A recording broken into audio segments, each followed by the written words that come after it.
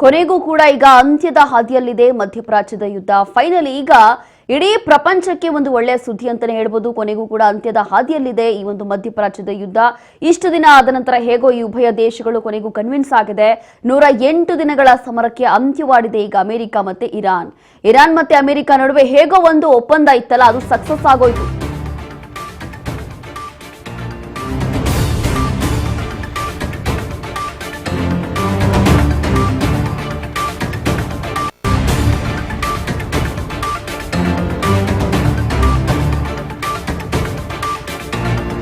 ಒಪ್ಪಂದ ಸಕ್ಸಸ್ ಆಗಿದೆ. ಪರಸ್ಪರ ಶಾಂತಿ ಒಪ್ಪಂದಕ್ಕೆ ಈಗ ಉಭಯ ದೇಶಗಳ ನಿರ್ಧಾರ ಆಗಿದೆ.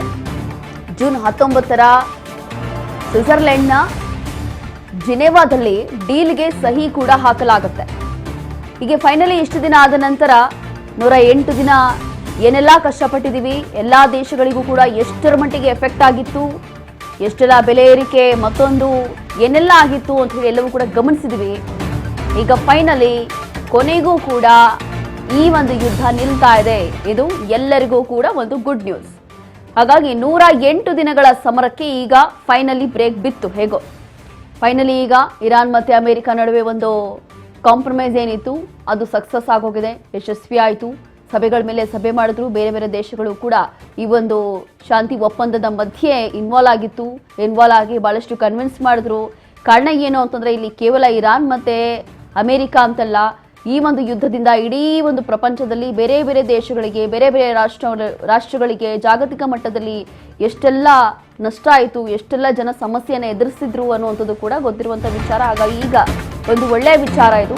ಉಭಯ ರಾಷ್ಟ್ರಗಳ ನಡುವೆ ಈಗ 14 ಷರತ್ತಿನ ಒಪ್ಪಂದ ಆಗಿದೆ. ಅಮೆರಿಕ ಇರಾನ್ ನಡುವೆ 14 ಷರತ್ತುಗಳಿರುತ್ತೆ.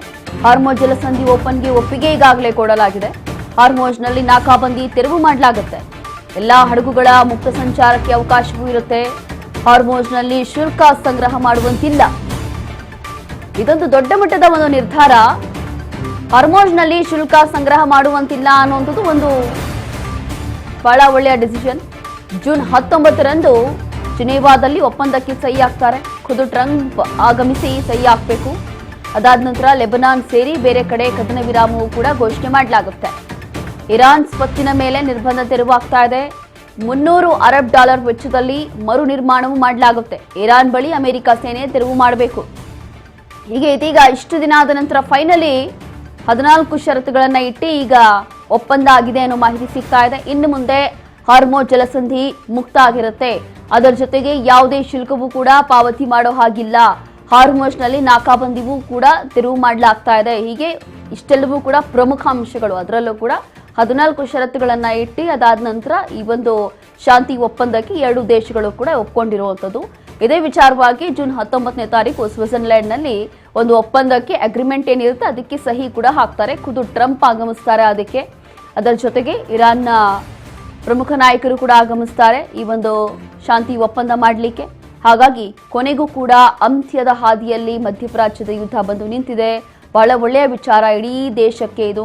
ಹಾಗಾಗಿ ಇನ್ನು ಮುಂದೆ ಬಹುಶಃ ಪೆಟ್ರೋಲ್, ಡೀಸೆಲ್ ಇರ್ಬೋದು ಅಥವಾ ಬೇರೆ ಬೇರೆ ವಸ್ತುಗಳ ಬೆಲೆ ಏರಿಕೆ ಇರ್ಬೋದು, ಎಲ್ಲವೂ ಕೂಡ ಸರಿ ಹೋಗುತ್ತೆ ಅನ್ನೋಂಥದ್ದು ಕೂಡ ಎಲ್ಲರ ನಿರೀಕ್ಷೆ ಕೂಡ ಹೌದು. ಹಾಗಾಗಿ ಒಂದು ನಂಬಿಕೆ ಹೌದು, ಮುಂದಿನ ದಿನಗಳಲ್ಲಿ ಎಲ್ಲವೂ ಕೂಡ ಸರಿ ಹೋಗುತ್ತಪ್ಪ ಅನ್ನುವಂಥ ಕಾನ್ಫಿಡೆನ್ಸ್ ಅಲ್ಲಿ ಎಲ್ಲರೂ ಕೂಡ ಇದ್ದಾರೆ. ಹೀಗೆ ಬಹಳ ದೊಡ್ಡ ಒಂದು ನಿರ್ಧಾರ ಏನು ಅಂತಂದ್ರೆ ಇಲ್ಲಿ ಹಾರ್ಮೋಜ್ ಜಲಸಂಧಿ ಮುಕ್ತ ಆಗ್ತಾ ಇದೆ. ಇಲ್ಲಿ ನೋ ಶುಲ್ಕ, ಇನ್ನು ಮುಂದೆ ಯಾವುದೇ ಶುಲ್ಕ ಪಾವತಿ ಮಾಡೋ ಹಾಗಿಲ್ಲ ಅನ್ನೋದು ಕೂಡ ದೊಡ್ಡ ಮಟ್ಟದ ಒಂದು ನಿರ್ಧಾರ.